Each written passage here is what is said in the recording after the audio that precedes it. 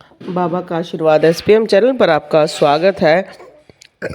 दिवाली पर दीप जलाना, दीपदान करना बहुत ही ज़रूरी है। ये आपकी दिवाली मना सकते हैं, आपके घर में बहुत ज़्यादा लाभ प्रदान कर सकते हैं। जिनके भी दीपक पर आकृतियाँ बनती हैं वो विशेष लाभ उठा सकते हैं। आपको धनतेरस के दिन दीपदान जरूर करना चाहिए ताकि आपका घर भरा रहे। और पहले हम कहते हैं कि यम दीपदान भी करना बहुत ज़रूरी है। आपको लगता है कि आपको बहुत सारा धन चाहिए तो पूजा घर में धनतेरस को की शाम को अखंड दीपक जलाना चाहिए, जो दीपावली की रात तक जरूर जलता रहे। अगर दीप भैया दूज तक अखंड जलता रहे तो घर के सारे वास्तु दोष भी समाप्त हो सकते हैं। यह दीपक आप घी का भी जला सकते हैं, तेल का भी जला सकते हैं, जो भी आपको सुलभ हो। क्योंकि जो व्यक्ति ये कहें कि इतना सारा घी लग जाएगा तो वो अपना तेल का दीपक जला सकते हैं। वो अपना हो सके तो उनको गाय का घी मिले, भैंस का घी मिले या कोई भी तेल का दीपक वो जला सकते हैं। घर के ईशान कोण में गाय के घी का दीपक जलाएं। बत्ती में रुई के स्थान पर लाल रंग के धागे का प्रयोग करें। इसमें थोड़ा सा केसर भी डालें, क्योंकि लाल रंग शुभता का बहुत ज़्यादा प्रतीक माना जाता है। और कहा जाता है अगर दीप में थोड़ा सा केसर डाल दें, उसकी जो महक है वो घर में बहुत ज़्यादा पॉजिटिविटी लेकर आती है और माता लक्ष्मी को आने में आपकी सरलता रहती है। घर के दीपक जब भी हम जला रहे हैं तो दिवाली पर कुछ छोटे छोटे प्रयोग हम कर सकते हैं। घर के तेल का दीपक प्रज्वलित करें घर में और उसमें 2 काली गुंजा डालें। गुंजा आपको जो पूजा का सामान मिलता है वो आपको मिल जाएगी। गंध आदि से पूजा करें और मुख्य द्वार पर अन्न की ढेरी बनाकर उस पर आप दीपक जलाएं। इससे कहते हैं कि आपके घर में साल भर तक अन्न की कमी नहीं रहती है, क्योंकि हर व्यक्ति यही चाहता है कि उसके घर में अन्न धन की कमी कभी ना रहे। उसके लिए उसे ये छोटे छोटे प्रयोग जरूर करने चाहिए। जिनको माता लक्ष्मी की साधना करनी है तो वो आरंभ कर सकते हैं। कोई 3 दिन की, 5, 7, 8, 9 दिन की कर सकता है। उसके लिए आपको दक्षिणावर्ती शंख, केसर, गंगाजल, पात्र, धूप, अगरबत्ती, दीपक, लाल वस्त्र, माता लक्ष्मी का विग्रह आपको लाना है। एक चौकी लगाएं, उस पे लाल कपड़ा और माता लक्ष्मी की स्थापना करें।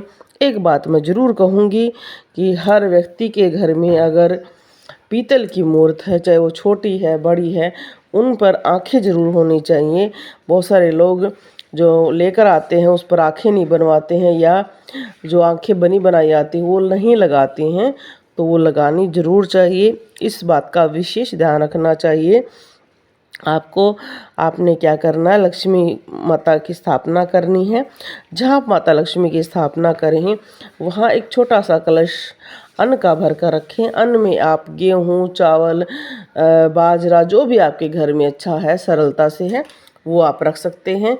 ऐसे ही दूसरे कलश को पानी से भरें। उसमें आप हल्दी, 1 रुपए का सिक्का ये ज़रूर डालें। उससे और उसके ऊपर अगर आप एक नारियल रख सकते हैं तो बहुत ही शुभ होता है। ऐसे ही आपने उनकी चौकी लगानी है। दक्षिणावर्ती शंख रखना है, उस पर केसर से सतिया बना ले। केसर को थोड़ा सा पानी में मिलाएं और फिर उससे आप सतिया बना सकते हैं। अगर केसर से नहीं तो कुमकुम से बना सकते हैं। आप माता लक्ष्मी का जाप कर सकते हैं, आप स्फटिक की माला पर कर सकते हैं, आप कमल गट्टे की माला पर कर सकते हैं। और माता लक्ष्मी का जो आपको सरलता से मंत्र याद होता है या जिसको आप सालों से करते आ रहे हैं, उस मंत्र का आप जाप कर सकते हैं। अब कई व्यक्ति ये कहें कि हम माता लक्ष्मी की बहुत सारे मंत्र हैं, तो आप माता लक्ष्मी का गायत्री मंत्र भी कर सकते हैं। या आप जो भी आपको सरलता से याद हो सके इस तरह का आप मंत्र करें। ओम नमो भागलक्ष्मी च विद्महे यशलक्ष्मी च धीमहि तन्नो लक्ष्मी प्रचोदयात्। ये भी माता का बहुत सरल मंत्र है, पर अगर आपको इसमें थोड़ी सी दुविधा होती है तो आप गूगल पर माता लक्ष्मी के बहुत सारे मंत्र हैं, उनमें से निकाल कर जो आप सरलता से कर सकें या जिसको आप सालों से कर रही हैं उसी मंत्र का जाप ज़्यादा करें, क्योंकि उसका प्रभाव आपको बहुत ज़्यादा अच्छा मिलेगा। इसी तरह से दिवाली पर अगर आपके दीपक पर सुंदर सुंदर आकृतियाँ बने, क्योंकि आप जैसे मैंने कहा कि एक दिन पूरा दीपक जलाना है, उस दिन जो भी आकृति बनेगी उसको फेंकना नहीं है, उसको इकट्ठा करना है और उससे आपने क्या करना है, अपना एक तिलक बनाना है। उसमें आप हल्दी मिला सकते हैं, कुमकुम मिला सकते हैं या जो भी आपको सुलभ लगे आप उसमें मुल्तानी मिट्टी तक मिला सकते हैं उसको पीस कर, ताकि उसका भी एक तिलक बन जाता है। या कहते हैं कि चंदन मिला सकते हैं, बहुत सारी चीज़ें हैं जिनको आप मिला सकते हैं और उनका तिलक करें।